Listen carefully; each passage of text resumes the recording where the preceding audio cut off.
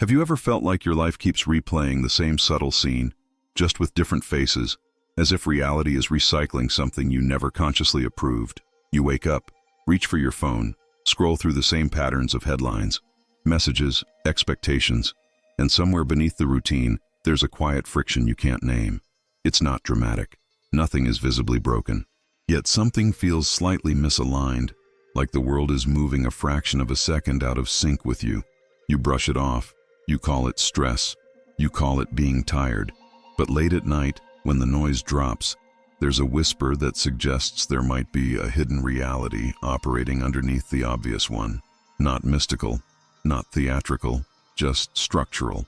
As if quantum consciousness isn't some distant scientific concept, but a subtle undercurrent shaping how you perceive what's happening and how you resist it.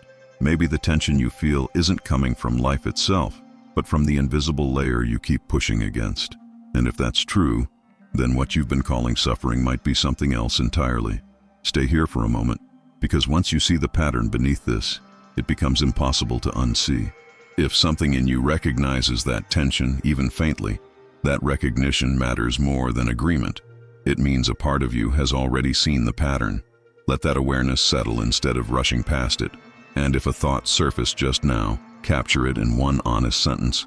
Begin with, "I noticed that," or "I've been sensing," or "This made me realize," and let it finish itself without polishing it. Because the first layer of resistance isn't philosophical, it's neurological, and that's where the evidence begins. In 2012, neuroscientist Dr. Matthew Lieberman at UCLA conducted a study that quietly disrupted how we understand emotional resistance. Using fMRI scans, his team observed what happened when participants were shown emotionally disturbing images. In one condition, they were asked to simply experience what they felt. In another, they were instructed to label the emotion with a simple phrase like, "I feel anger," or "I feel fear." The difference was measurable. When participants resisted or suppressed their reaction, activity in the amygdala, the brain's threat detection center, intensified.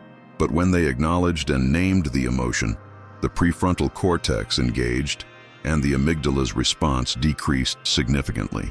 No force, no suppression, just observation. This parallels something physicists have described for decades as the observer effect. In quantum mechanics, observing a particle influences how it behaves within the quantum field. The act of observation alters the system. It doesn't eliminate energy, it reorganizes it. Emotionally, the same principle appears to apply. When you fight an internal state, the system escalates. When you observe it, the system recalibrates. And this means that you are not trapped by the emotion itself. You are entangled with how you relate to it. The tension you call suffering may not originate from the event, but from the internal force applied against it. Resistance amplifies the signal. Observation changes its structure. That subtle shift, from fighting to witnessing, is a form of consciousness expansion that doesn't require belief, only awareness. But here's where this fracture deepens. If observation alters the internal system, what happens when an entire society is conditioned to resist instead of observe? In 1991, physicist Fritz Albert Popp and later researchers studying biophotons began exploring the idea that living cells emit weak light signals that appear to synchronize under certain conditions.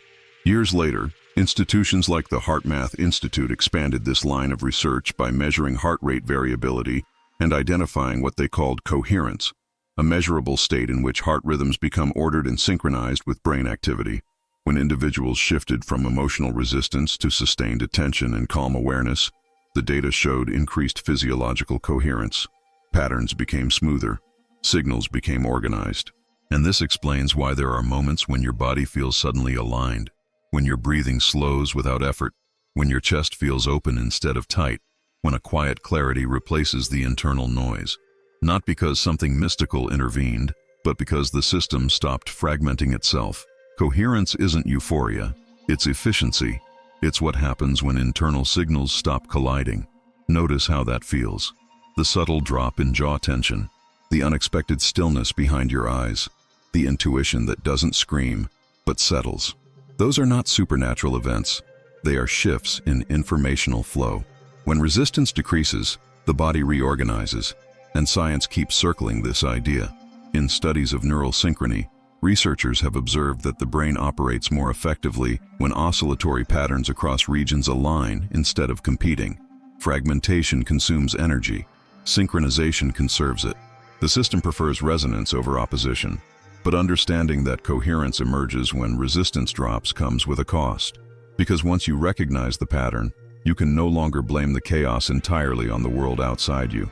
Because once you see that resistance fragments the system and coherence restores it, something shifts quietly inside you. And that shift isn't always comforting. It can feel isolating.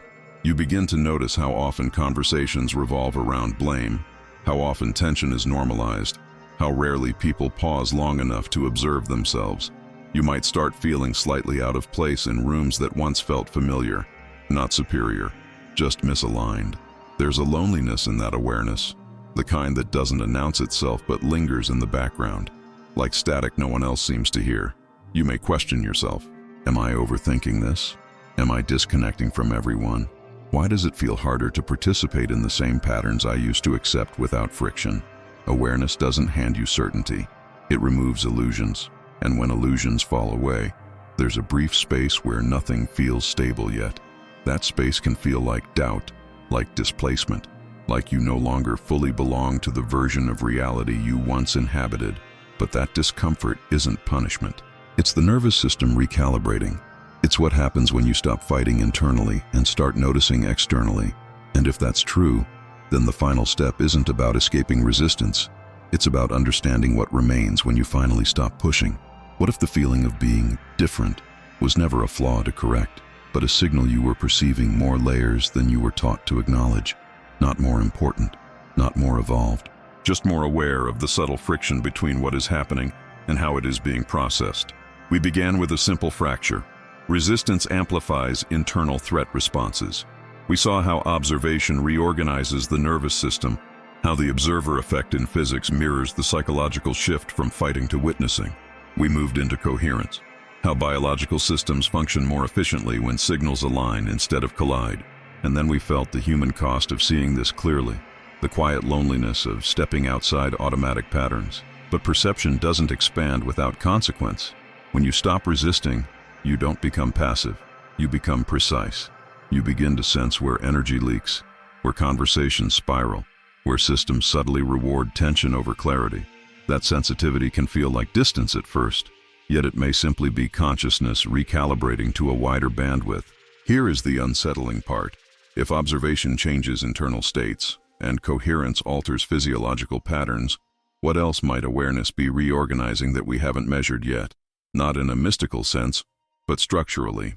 If reality, at its most fundamental level, behaves as probabilities interacting within a quantum field, and if your internal state influences how you interpret and respond to that field, then the boundary between inner and outer may be less solid than it appears.